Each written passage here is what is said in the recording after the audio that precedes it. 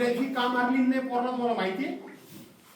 दुसऱ्या दिवशी पोरांना एवढ्या करता मारलं नाही तर सीआरपीचे जवानचे प्रमुख असतील, पोलिसांचे प्रमुख असतील, नाही तर आणखीन जे काय असतील ते स्पेशलचे वगैरे पोलीस असतील, त्यांनी रात्रीच मीटिंग घेतली आणि त्यांनी सरकारला सांगितलं उद्या आम्ही काठी उचलणार नाही पोरांवर.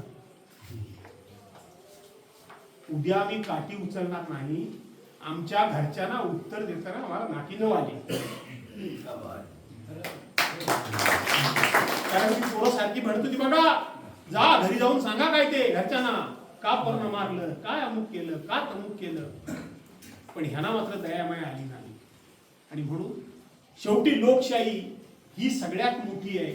लोकशाहीमध्ये आपलं मत सगळ्यात मोठं आहे.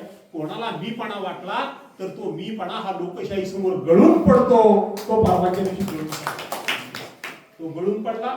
आणि म्हणून आता कुठलीही निवडणूक नाही, पण निवडणूक असो अगर नसो, ही मात्र प्रवृत्ती आपल्याला आता फार काळ या ठिकाणी वाढवून चालणार नाही. खरं आहे का खोटं आहे? का वाढवायची आहे? ही प्रवृत्ती वाढवून चालणार नाही.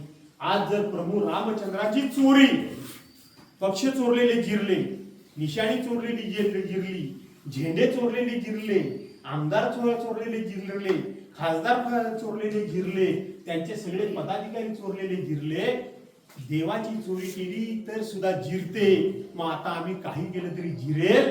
अशा पद्धतीचा एक घमेंड, अशा पद्धतीचा गर्व आणि अशा पद्धतीचा उन्माद या देशामध्ये जर आपण टिकवला आणि हा असा उन्माद जर आपण चालू दिला तर हे संकट उंबरण्याच्या बाहेर आहे. ते उंबरण्याच्या आतमध्ये यायला वेळ आता लागणार नाही. वेळ आता यायला लागणार नाही. आणि म्हणून त्यातून जागृती व्हावी एवढ्या करता म्हणून आम्ही या ठिकाणी आलोय. मी निर्णय घेतला की प्रत्येक पंचायत समिती जिल्हा परिषद गटामध्ये मी स्वतः जाणार. त्यानंतर तालुका प्रमुखांनी ताबडतोब माझा 3 तालुक्याचा मतदारसंघ आहे, पण आमच्या चिपळूण तालुक्यामध्ये पहिली सुरुवात केली.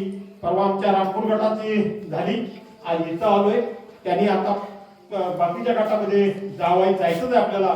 पण यानंतर तुम्ही सर्वांनी सहकार्य करा आणि गावागावामध्ये जा. 5 माणसं भेटले तरी चालतील. त्यांचा पक्ष बघू नका, त्यांची जात बघू नका, त्यांचा धर्म बघू नका. जे म्हणून कोणी हिंदुत्वाचा विचार मान्य करतात, ज्यांची म्हणून प्रभू रामचंद्रावर श्रद्धा आहे, ज्यांना म्हणून प्रभू रामचंद्राची भक्ती मान्य आहे, त्या सर्वांना बोलवा.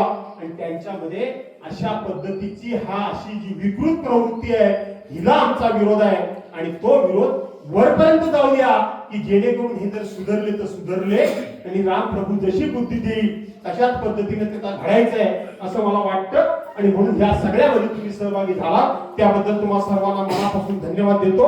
यापुढे देखील आपण सर्वांनी अशाच पद्धतीने एकजुटीने राहूया. हे सगळं झाल्यानंतर प्रभू रामचंद्राची आरती एक 2-3 फक्त आरती, एक सुखहर्ता दुःखहर्ता म्हणू, रामाची आरती म्हणू, हनुमंताची आरती म्हणू आणि मग तुम्ही दिंडी घालालच. तुम्ही सगळे दिंडीवाले आहात ना, तुम्ही घालाल का नाही घालायची का नाही घालायची अशी करावं. आणि प्रभू रामचंद्राला साकडं घालूया की रामा आमच्या हातून चांगलं काम होऊ दे, आमच्या हातून कुठलंही वाईट काम होऊ देऊ नकोस, अशा प्रकारची प्रार्थना करून या ठिकाणी मी थांबतो. जय हिंद, जय महाराष्ट्र.